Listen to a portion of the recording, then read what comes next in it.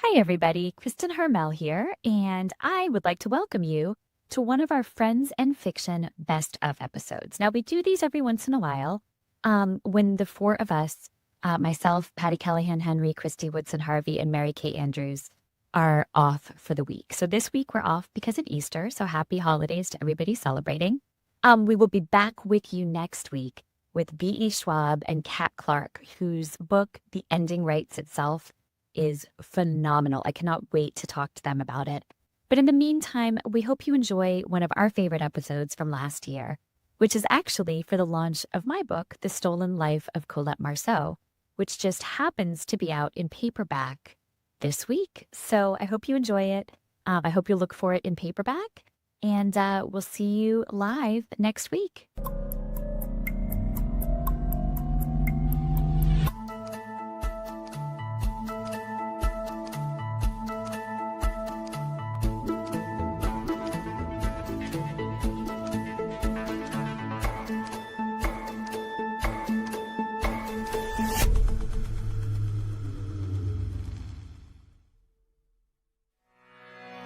Welcome to Friends and Fiction. 4 New York Times bestselling authors, endless stories. Novelists Mary Kay Andrews, Kristin Harmel, Kristy Woodson Harvey, and Patti Callahan Henry are 4 longtime friends with more than 70 published books between them. Together, they host Friends and Fiction, with author interviews and fascinating insider talk about publishing and writing, to highlight and support independent bookstores. They discuss the books they've written, the books they're reading now, and the art of storytelling. If you love books and you're curious about the writing world, you're in the right place.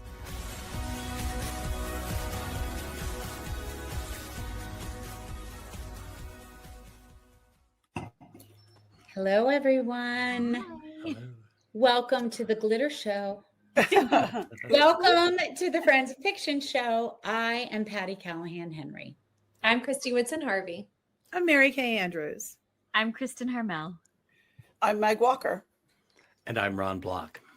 And this screen is Friends in Fiction. The whole gang is together tonight. 4 New York Times bestselling authors, 1 rock star librarian, and our cat herder, managing director, and all around organizer and friend, Meg Walker. So we are thrilled to be all gathered together with you tonight for our 1 live show of the month to celebrate the release of our very own Kristin Harmel's newest novel, The Stolen Life of Colette Marceau, which is, of course, I know you don't doubt it, our Friends in Fiction pick of the month for June. What? I know people, you guys. I know. You have friends in low places. So because it's a live show, we will be able to see your comments and questions in real time. So we are planning on getting to them depending how off the rails tonight goes. So get your questions ready. If you're not with us already, we hope you'll join our Facebook group, which is more than 270,000 members strong.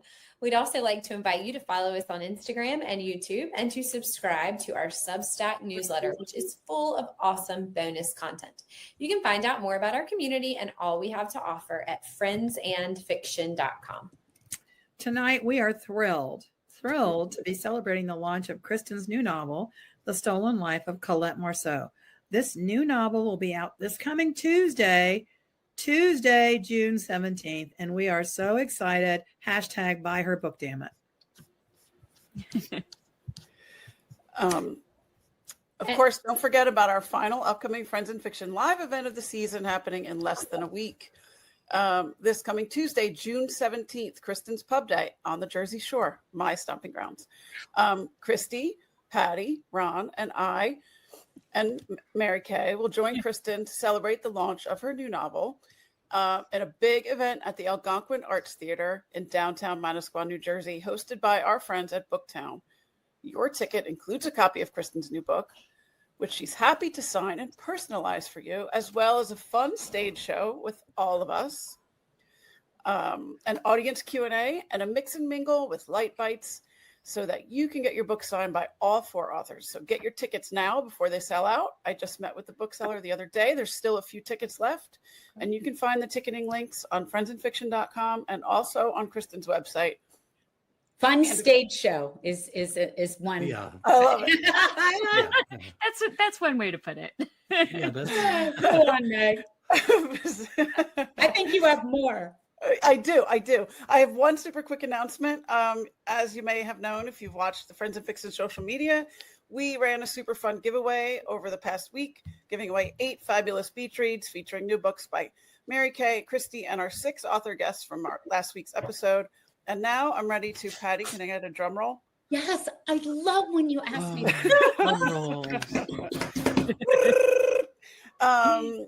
Please join me in congratulating Tony Laliberte from Chicopee, Massachusetts. She has 8 treats coming her way. Tony, I do not know if that's how you pronounce your name, but I put a little extra flair on it. Just I feel like you were the right person to get the word Laliberte and Chicopee.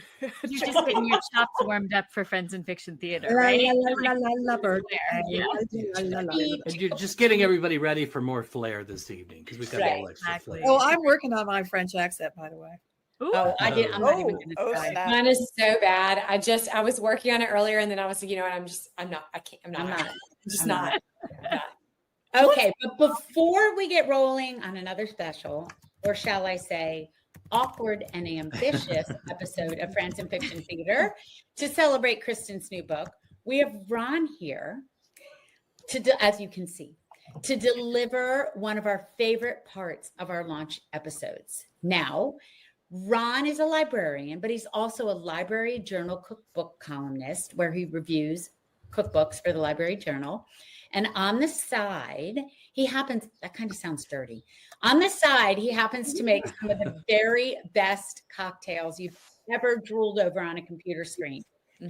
Ron, I think you've made a special cocktail. If you haven't, it's embarrassing. To accompany Kristin's new book. I did. I love doing research for cocktails because it helps me prepare something really cool. And for this one, it was no different. One of the things I love about the book is that it takes place in both Paris and in the United States. So I did some research on famous early cocktails in Paris, and I found one that is, it was actually the Prohibition came along, and somebody who was a mixologist couldn't get any work. So he moved to Paris via London and opened a bar, and it was called Harry's New York Bar. Oh, and nice. Isn't that cool? And he made a drink. He published a drink in 1927. There's some who say he actually invented it in 1911-ish. But let's go and try it out. So it's going to start with a mixing glass filled with ice. Here we go. And it's really, really simple. And it starts with, I measured everything out again, but I'll tell you what it is. So it's 2 ounces of whiskey. It can be rye or bourbon. I use rye. And then it's got 1 ounce of sweet vermouth. You probably can't even see that. Yeah. And then one of my favorite ingredients. If you've never had this, you've got to try Campari, an ounce of Campari. And my little twist on it is to pop in a couple little dashes of lemon bitters, but you could use any citrus bitters. It just gives it a little tang. So you put in a couple of those, and you just get your little spoon. This is amazing. I feel like we need feel like we need that jazzy music in the background, you know? Like do a little Oh, look at that picture. So pretty. Oh my feel like- gosh. Oh, look at that picture. Oh, I feel like we're on Watch What Happens Live, Ron. You are Andy Cohen right now. I'm Andy Cohen.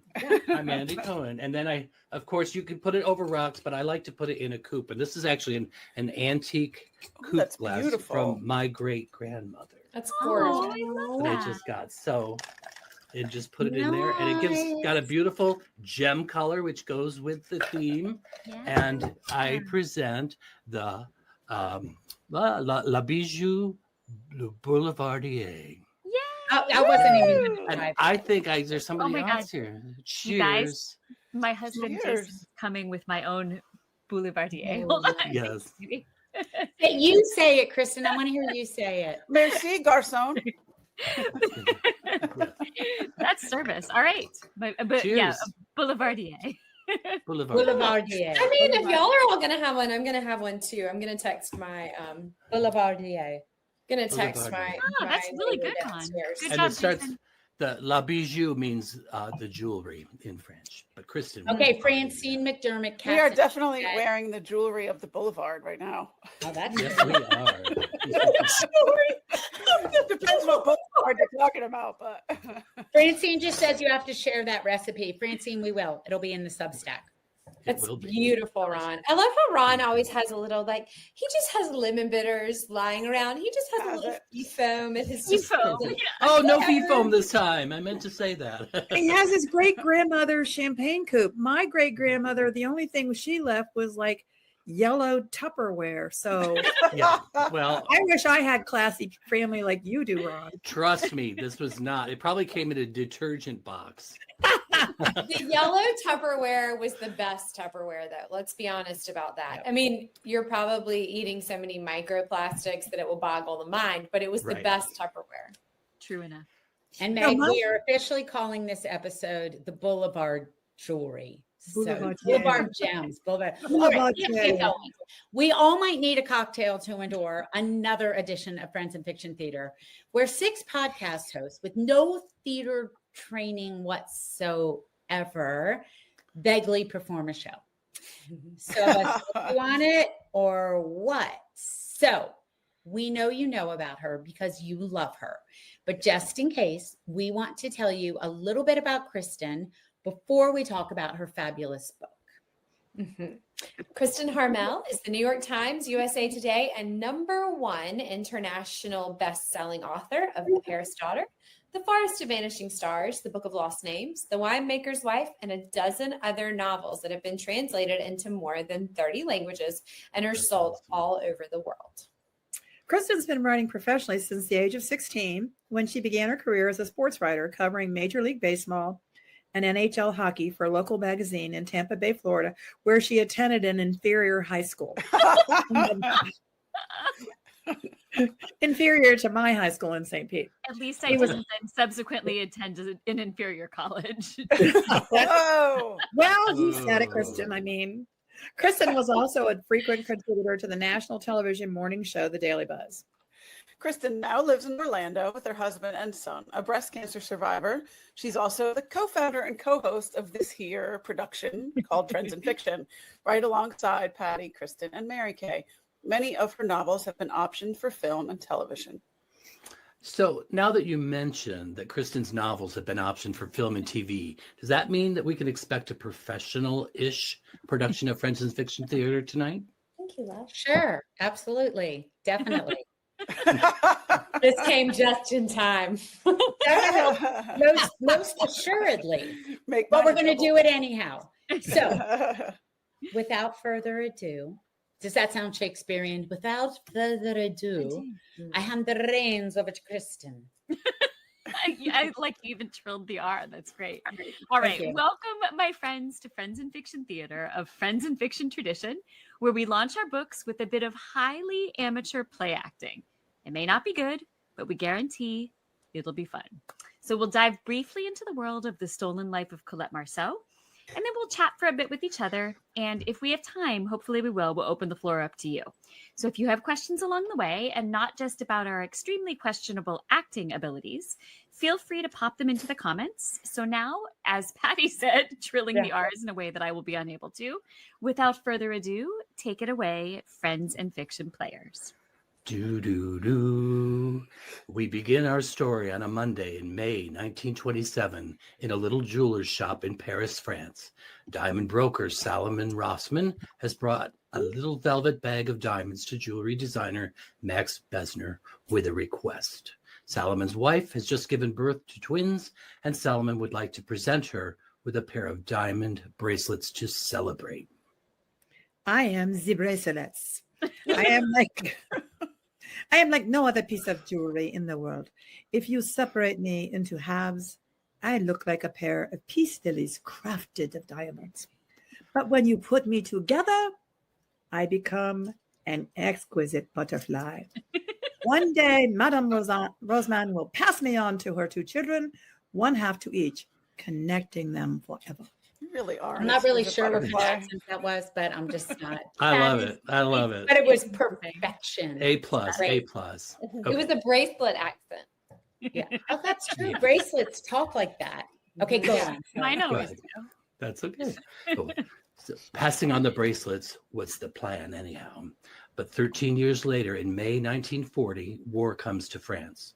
By June, the Germans have taken Paris, and a shadow has fallen over the city.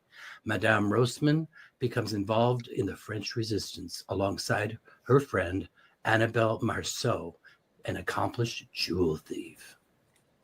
Bonjour. I am Annabelle Marceau, Paris's most prolific jewel thief. I take from the cruel and the unkind, and I redistribute that wealth to those who are deserving and in need.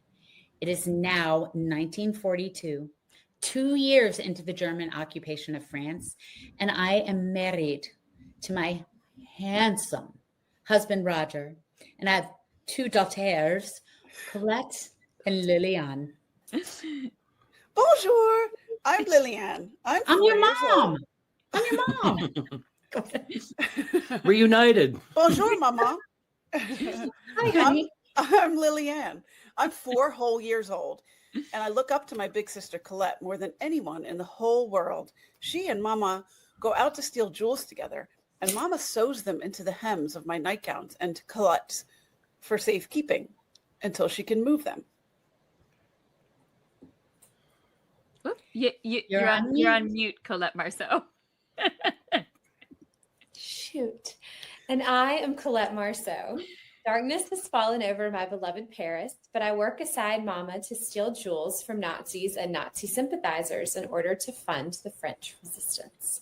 I am 14 years old, and I have just fallen in love for the first time with a boy named Tristan, who leaves me poems in a secret hiding place in the wall of a building across the street. I've never felt this way before, and I can imagine a whole future for Tristan and me. Dun, dun, dun. But it is not to be. In the summer of 1942, there's a terrible roundup in Paris in which more than 13,000 Jewish citizens are arrested, many of them deported to their deaths. Tristan disappears, as do the Rossmans. Madame Rossman's pair of priceless diamond bracelets vanish along with them. Oh, no. I haven't disappeared. Not really, because a month later, I resurface, twinkling and beautiful on the wrist of the mistress of a cruel German officer. I love the bracelet. And I, Annabelle Marceau, decide to steal the bracelet back. The theft itself goes beautifully. I'm very good at what I do. But I've been spotted as I flee. Soon the Germans wind up at the Marceau's door. By this point, Annabelle has sewn the bracelets into the hems of each of her 2 daughters' nightgowns for safekeeping. So on this night in 1942, Lillian is wearing 1/2 of the bracelet in the hem of her gown, and Colette has the other half in hers. My little sister and I are in the bedroom we share when there's a loud pounding on the front door. "Open up," comes a German accented voice from the hall, and my blood runs cold. I can hear the Germans beginning to break down the door, and from the other room, Mama screams, "Get out the window, Colette, take Lillian, run!" I am paralyzed with indecision for a moment, but then I move, opening the ground floor window and beginning to help Lillian up. But suddenly there's a loud splintering sound from the outer room, and then there are heavy footsteps in the apartment, German voices barking commands, the sound of a slap, and her mother's blood-curdling scream. No! Something in Colette snaps. She can't abandon her mother. I'm very frightened. Colette tells me to wait right there, and I beg her not to go, but she says she needs to help Mama, so she races out of the bedroom, leaving me behind. I run right into 4 uniformed Germans who seem to take up all the space in the room. One is holding Papa, one has Mama's hands twisted behind her back. And one of the Germans grabs Colette, my daughter. How could she have left Lillian behind? And then it gets worse. A middle-aged German officer steps through the splintered remains of the doorway, and my blood runs cold. I recognize him immediately as the German that I stole the Rosamond's bracelets back from. I know this is the end for me. The Germans start to hustle us out of the apartment, but propelled by a sudden burst of fear, I twist away from the man holding me and run for the door to my bedroom. All I can think about is getting to Lillian. But when I fly into the bedroom, it's empty. I run to the window, and at the end of our street, I see a man in a dark uniform hurrying away, holding a shadowy, squirming bundle over his shoulder. Lillian, I scream. But it's too late. The man holding Lillian is already gone, and the German soldier has grabbed Colette again and is dragging her, kicking and screaming away from the window. It is the last time Colette will see her little sister alive. And it is the last time her sister's half of the bracelet will see the light of day. Until 76 years later, when the bracelet turns up in a museum exhibit in Boston, and Colette finally has the opportunity to find out who betrayed her mama, who stole her sister in the chaos of the raid, and what really happened on that terrible night long ago. But when the bracelet resurfaces, so too does someone else who has a claim to the bracelet. Now, Colette must unravel a mystery that shaped her life and may still shape her future. This is The Stolen Life of Colette Marceau, and if you want to know the answers about where the bracelet has been and what this means for all of them, well, you'll have to read the book. How about we give ourselves a round of applause, guys? Friends and friends. Here's the bracelet. I solved the mystery. Okay. Author. I just think it's unfair that I get to be a shadowy, squirming bundle and Kathy gets to be an exquisite butterfly. I know, right? A double butterfly. What can I say? It's the story of my life. A double butterfly. Oh my goodness. Well, great job, guys. Okay, so just diving into the questions. Obviously, at the heart of this book is a pair of bracelets with a questionable French accent that are worth hundreds of thousands of dollars, but which are worth so much more than that because of the meaning they carry. I wanted to start off today by asking you all if there's a piece of jewelry in your life that carries special meaning. How about you, Patti? It does. I mean, of course, there's, my engagement ring that has incredible special meaning, as all of ours do. But when Thomas got married last year, my husband, Pat, bought me these diamond earrings, not these. These are way fancier. Bought me these little diamond studs with these two little hanging pearls. And it was just so sweet. And it was so meaningful. And I only pull them out for special occasions. And I will cherish them forever. And I wore them for the first time on my son's wedding day. How about you, Mary Kay? Yeah, I have, sentimental jewelry was given to me by my husband, Tom, including my ring that he gave me for our 25th wedding anniversary. We got married at 22. So my original engagement ring was a little tiny fly speck of a diamond. And for our 25th anniversary, he had a neighbor and a friend who was a goldsmith make me this. And Tom and Tim designed this ring together. I don't know if you can see it. But sentimentally, my mother, who loved junking as much as I did, she was living in a senior condo complex, and they had like a little, swap meet. And she picked this up and she knew I would love it. And it was one of the last gifts she gave me. So I wear it when I go to fancy dress up parties, which isn't very often. That's awesome. Oh, that's so sweet. How about you, Kristy? Where's your necklace? Where's your necklace? My necklace has disappeared. Ron, thief! Oh my! I didn't want to feel left out, so I had to steal them. Did you teach him how to become a jewel thief? I'm He playing. taught me to make You that learn beautiful drink. I owed him something. the That's things right. you can learn from reading fiction. That's right. I learned it all. I'm Colette. So I think I've actually talked So about this on cute. the show before, but when my grandmother, my dad's mom, passed away when I was like 3, and she had these really beautiful pearls. And when the Christmas I was 10, they were wrapped under the Christmas tree with a card from her. And she had left them for me, but didn't want me to have them until I was older. So they're very special. Oh, that's Very so I love that. Yeah. How about you, Meg? Yeah, my grandmother on my dad's side had this beautiful cocktail ring. And when I was a kid, I thought it must be like the Hope Diamond or something. It was this gigantic nugget, and she wore it on special occasions. And when she died, I got it. It's like, I think the only thing I have of hers. And I love it. It's more about the setting is really cool. It's not really worth any. I mean, it's a smoky topaz. It's just a cool setting. And it's just, cool I love piece. to remember her by. Yeah. That's awesome. I've seen you wear it. It's really cool. I have Yeah. too. It is pretty. Meg. So striking. How about you, Ron, the jewel thief? The over jewel there? thief? Hey, I learned from the best, right? You look so funny. I know you really do. I'm supposed to look glamorous. I'm taking after the Tony Awards. Oh, Look yeah. glamorous, Ron. Don't Yes, let like them tell Cola you. So I'm, of course, not really a jewelry person much, but I have a pocket watch that belonged to my grandfather, and it was something I always treasured when he was little. And I used to ask him to show it to me because it would one of those ones that opened up on a long thing. And I have it somewhere. I just couldn't find it. I thought I could find it for tonight, but I know I have it tucked away somewhere safely, and it means the world to me. Oh, So I sweet. love Well, I hope no one stole it. Yeah, Right? really. Serve you Yeah. right. Yeah. What about you, Kristin? Check Kristen's house. What about you? Exactly.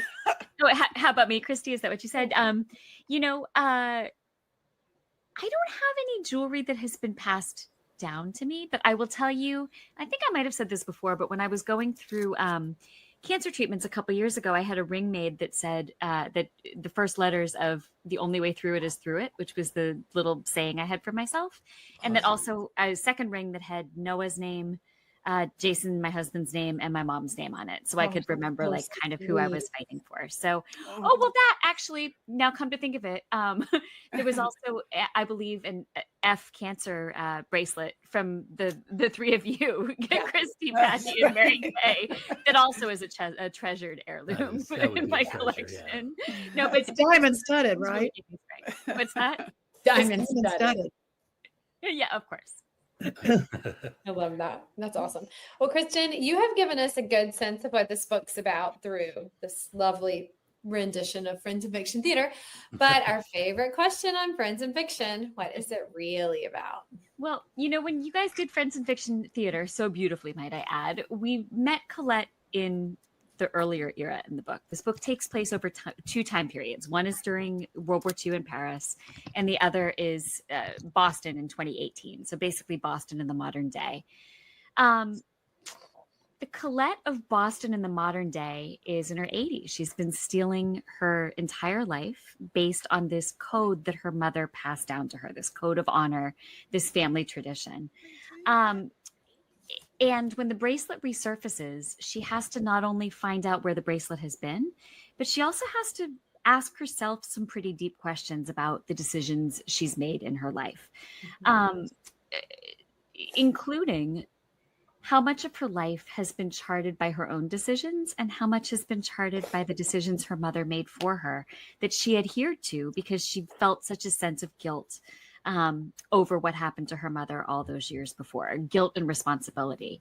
So when you ask what the book is really about, I think it's about learning to lay down those burdens that shape our lives when they shouldn't.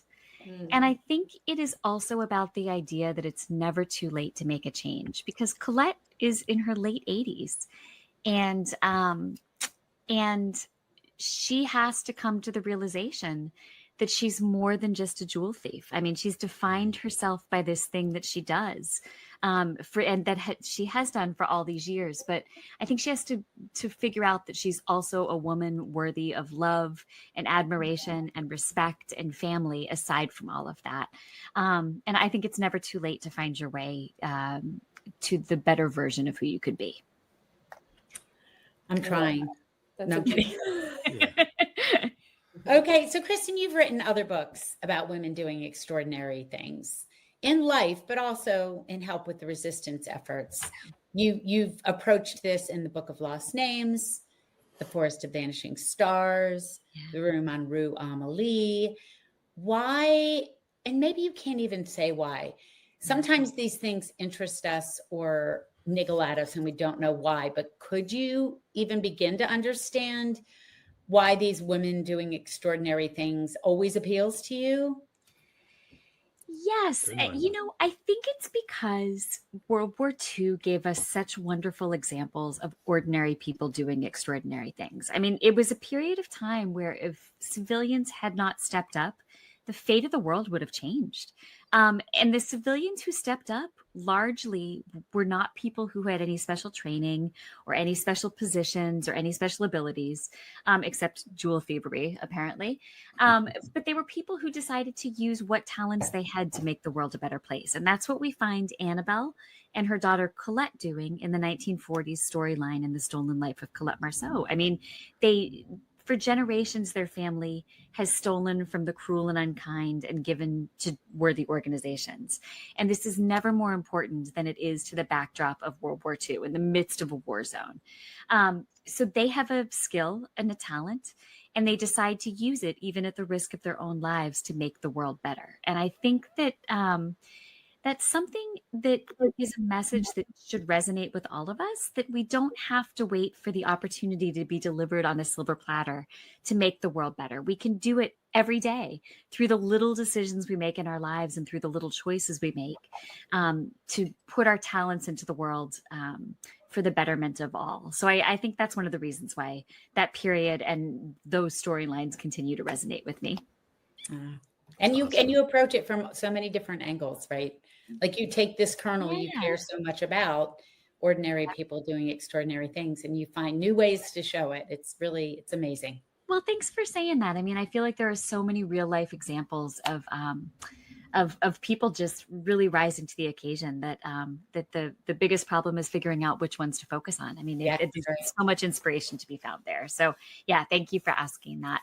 All right. So I want to talk a little bit about moral choices. So in The Stolen Life of Colette Marceau, Colette is very much in a gray area. So she steals during the war, when I think we could all agree that theft from the Nazis to fund the French resistance is justified. But then long after the war, she continued stealing, believing that with each theft, she is rebalancing the scales of justice. So for me, that was really interesting to explore that moral gray area, because in some sense, she's doing good. But in another sense, she's very clearly violating the law. So I guess what I'm wondering in the midst of all that is, have any of you written characters who face complex moral choices where the answers are not always clear cut? How about you, Kathy? Yeah, I wrote a book called Little Bitty Lies. And the protagonist of that book, her husband disappears and takes everything. He empties out the bank accounts. He's mortgaged the house in a way she could never pay it off. And so she comes to the very difficult decision. And she has a daughter who's going to be a senior in a very expensive private high school. She has no idea how she's going to pay that kid's tuition. And she comes to the decision to fake his death for the insurance money. And she actually tells her daughter that her father is dead. And it was one of those stories I really wrestled with, like how do I justify my character's really morally wrong, ethically wrong decision to do this? And how do I not alienate my readers? And so that was a fun one. And it was like every step of the way I thought, am I jumping the shark? Am I jumping the shark? Is this it? But it was an interesting book to write.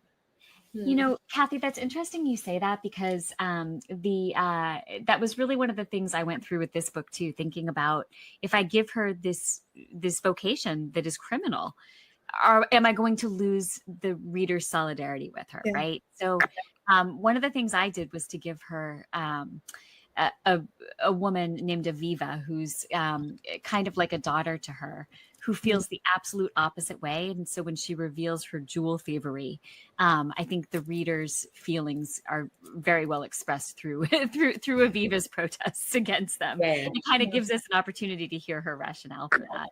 How about you, Kristy? Have you Okay, more so characters? sorry, I feel like every single book that I've ever written has like a woman in a gray area where she's like doing something that you're not really sure. But I cannot think of one example that is not like the spoiler of the novel. I've been thinking about this like all afternoon, and I'm like, okay. I mean, but I will just say, I mean, I think like maybe like a fair amount of people in the audience have read Peachtree Bluff. So I'll use that as an example. So slightly south of Simple, there's a character named Ansley. And she does something that is very, very morally questionable. And it was actually based on something true that someone told me. It's kind of like a deathbed confession. And I remember waking up in the middle of the night before that book came out in a cold sweat. And I was like, I cannot believe I wrote this. And I'm asking like these readers to not only come with me on this, but to come with me on it for 3 books in a row. Like this is a terrible idea. But I think pretty much all of my books have something like that in them. That's like, there's no, and I think our lives are like that. Like sometimes, you know, we think everything's going to be black and white, but it just rarely is.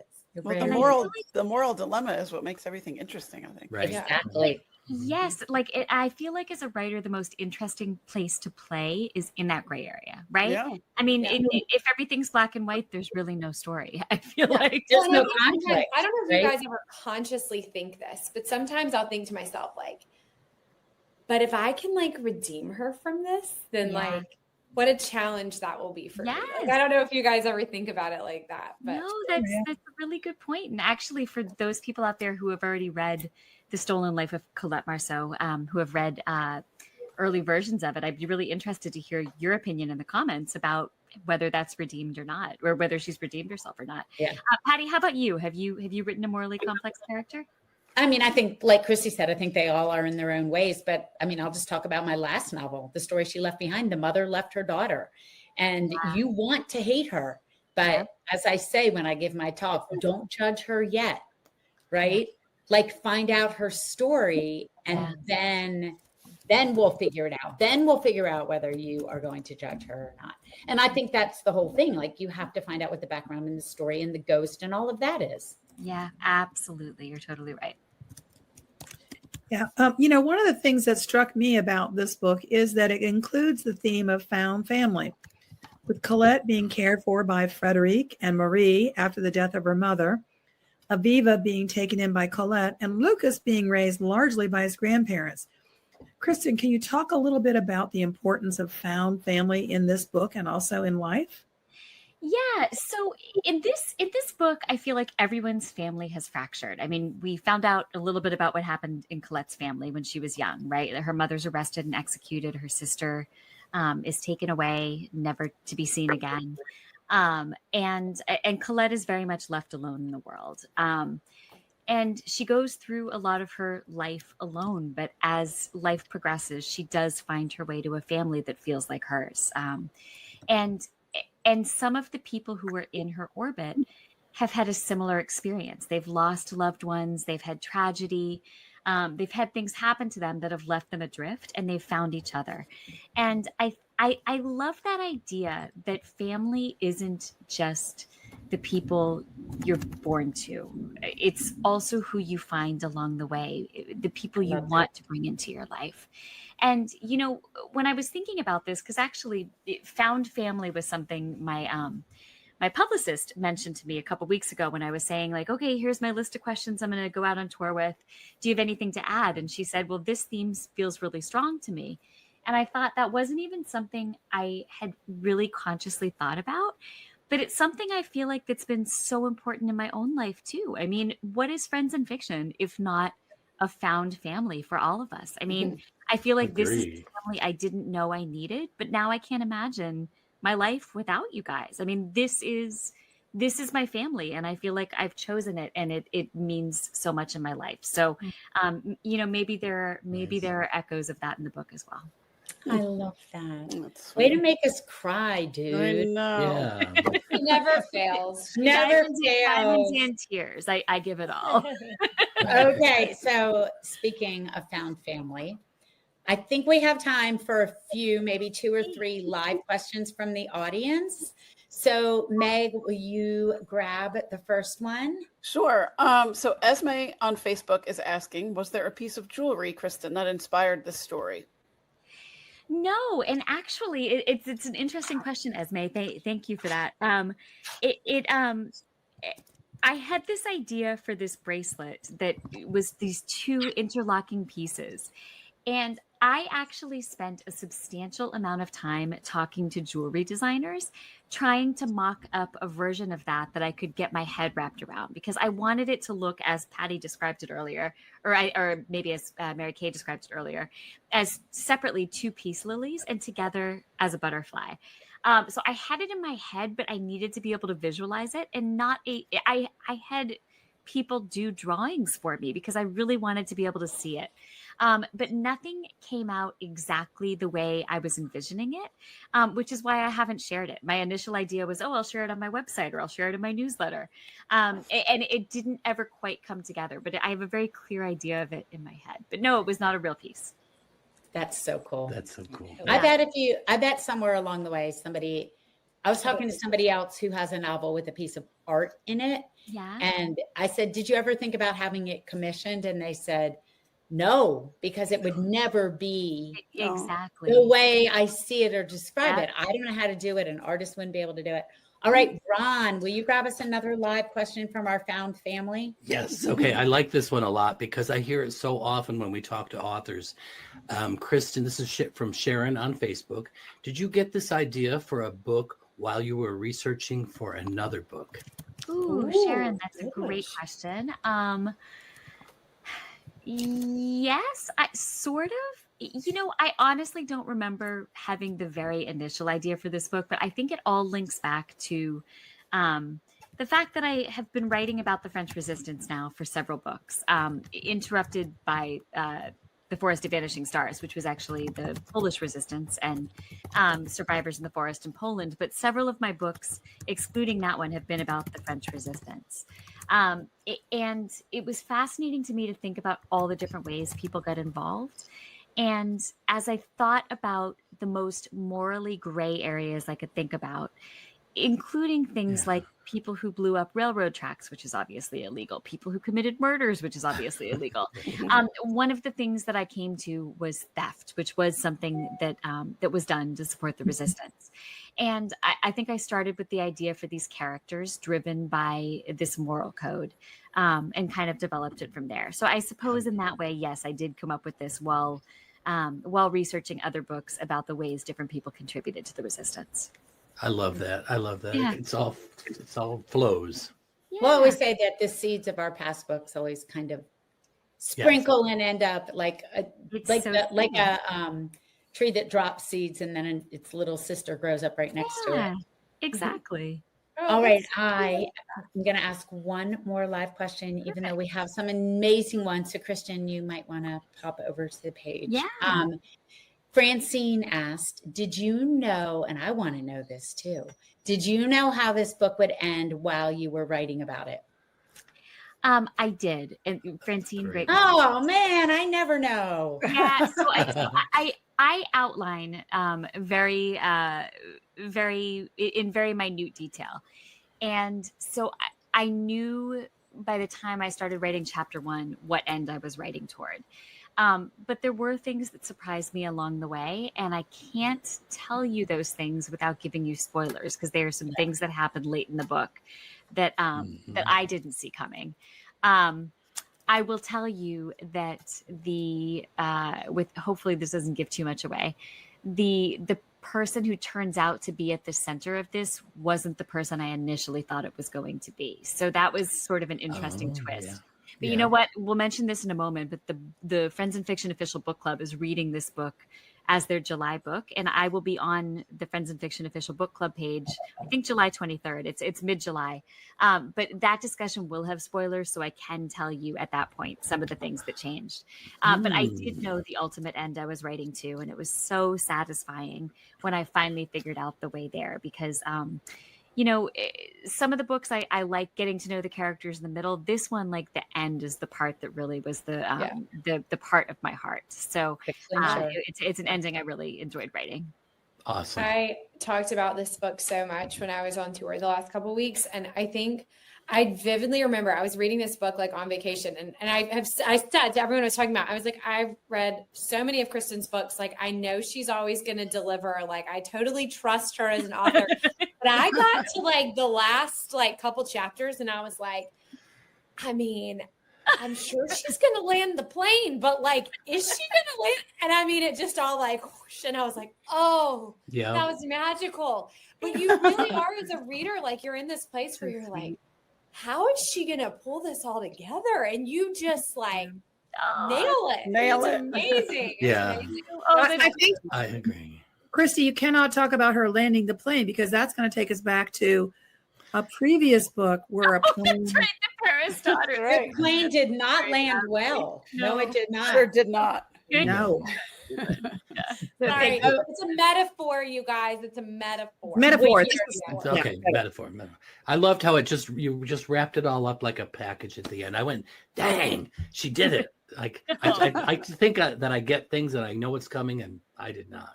Oh, thank you. Well, thanks, guys, and thank you for recommending it onto our Kristy. That's very nice. It's like dominoes falling. Oh, that's a good one. That's a good metaphor too. Yeah. Okay. Now, for all of you out there watching and listening, we want to remind you the pre-orders and first week orders mean everything when it comes to a new book's trajectory. And you know that Kristin's book comes out in 6 days. Our Kristin does an incredible job all year long for Friends in Fiction. This found family Friends in Fiction group would not exist without her.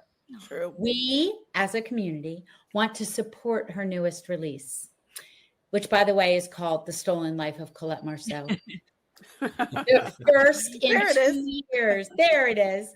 The first in 2 years. We want to support her with record-breaking pre-orders and first week sales. So listen to Aunt Patti. And go out right now and love on Kristin with a click or a stop by at your favorite indie. Yes, sirree, Bob. We encourage you to rush Not out. sure who Bob is, but Yes, okay. What? What? Yes, Haven't sirree heard that in Bob. I've never years. met him. We're with you. Yes, sirree, Let's Bob. go. Yes, sirree, Bob. We encourage you to rush out and pre-order your copies of The Stolen Life of Colette Marceau. A perfect place to do that is in the Friends in Fiction shop on bookshop.org.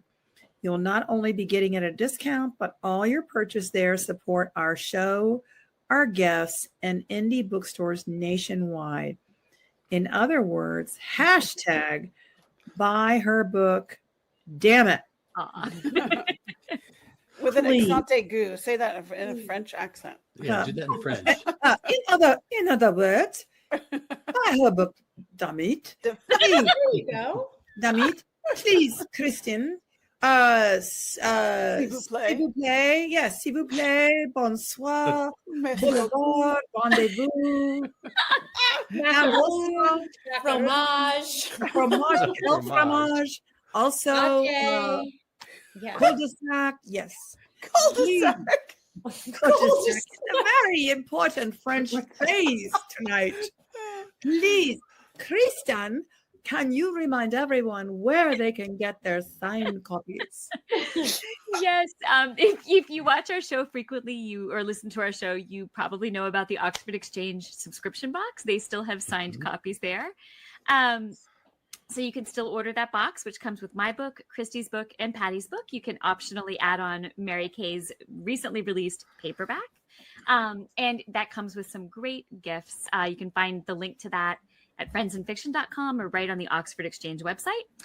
There are also signed personalized copies available through Monday, if you order through Monday, at Writer's Block Bookstore, which is my local bookseller in Winter Park, Florida. So you can get signed copies there as well. Awesome. All right, Kristin, and we're excited to join you on one or two of these. Can you remind everyone where you'll be on tour? Yes, but first I have to say, the beautiful thing about this cover is that it has every conceivable shade of pink. Like it starts at dark, like every shade of pink you could imagine.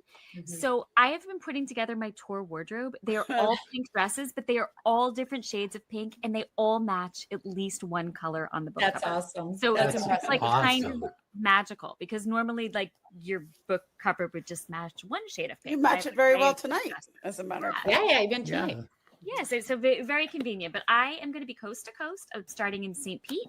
I'm on the Jersey Shore, the Delaware Shore, Philadelphia, Atlanta, Orlando, Tampa, Columbus, Ohio, Indianapolis, Plainville, Massachusetts, Greenville, South Carolina, and I'm finishing up in California, in Los Angeles, Carlsbad, and San Diego.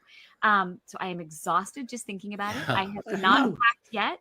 My pink dresses are hanging in a row right in front of me right now, taunting me. But yes, I will pack You have 5 more days. You got this, girl. You can do it. Time. Exactly. And your jewels will go with everything, hopefully. Yeah. And the crowds are just diamonds going to keep you diamonds go with going, it all. and it's going to be good. Diamonds match everything for sure. Yeah. Yeah. All right. And don't forget to visit friendsandfiction.com for details on our show schedule, upcoming in-person events, and links to the award-winning Friends and Fiction official book club with Brenda and Lisa, our merch store, and our Substack newsletter signed up. Speaking of the book club, they will be hosting Kristy, Woodson, Harvey live on their page at 7 p.m. Eastern on Monday, June 23rd to discuss Beach House rules. And I will give you one guess who their guest is for July. That's right. It's Kristin Harmel. Oh, and just to sneak back to the show schedule thing, you guys, we have finally buttoned up the summer, July, it's August, so and exciting. September schedule. So be on the lookout for that to be announced soon too. Great. I want to blurt them all out because it's so exciting. I know, it's a good It one. is very Yeah, exciting. it's really good. So I'm here to talk for a moment. So don't go anywhere because we have more, but I want to talk about our Substack because I love our Substack, and you can read all our free weekly posts on the Substack website or app, or subscribe for free to get them directly in your inbox. So many ways to get it. And if you upgrade to our paid Substack, which why wouldn't you? Why are we even talking about that? It costs just $5 a month. You'll get access to deeper dives with all our weekly show guests, including our Kristin, monthly roundtable discussions like the recent one that we just did with Meg and Ron to celebrate National Library Week. You get all these bonus Q&As like Sarah Penner, Jill Santopolo, Susan Mallory, so many more coming. So if you enjoy tuning in for our weekly author interviews, this is a huge way that you can support us for about $1 a week, which is the change you lose in your car. Come on. So check us That's a good out. point. Like Good the point. dryer, the dryer. Yeah, exactly. Yeah. So check us out at friendsandfiction.substack.com. And I want to tell you that Friends and Fiction has recently partnered up with Talitha Coffee, a woman survivor founded company based in California. With a deep passion for combating human trafficking, Talitha's co-founder, Jenny Barber, was determined to make a difference after witnessing the devastating intergenerational impact of the issue from a young age.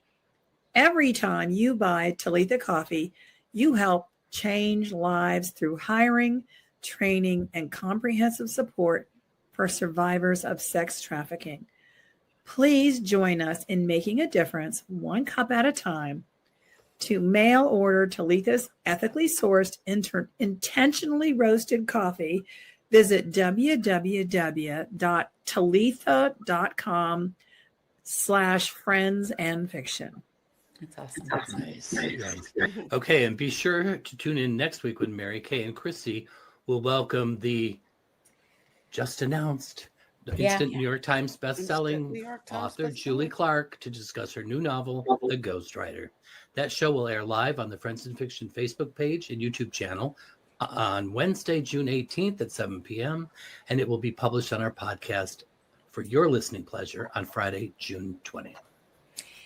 Now listen, congratulations, Kristin. We are so excited happy for for you. you. And Can't wait for we it to be in the are world. going to be cheering. I mean, we're going to be with you on Tuesday, but we are going to be cheering you on, all our energy behind the book and behind you on book tour. Yeah. And for all of you out there, thanks to all of you for being here with us. We have so much fun with you. We will see you next time. And don't forget, you still have time to come see us on Tuesday on the Jersey Shore. think they're almost sold out, but maybe. Almost. Yep. So good night, everyone. Good night. Cheers to Good night, Kristin. everybody. Thank Cheers. Cheers. you, everyone. Good night. Cheers. Thank you for tuning in. You can join us every week on Facebook or YouTube, where our live show airs on Wednesday nights at 7 p.m. Eastern Time. Also, subscribe to our podcast and follow us on Instagram. We're so glad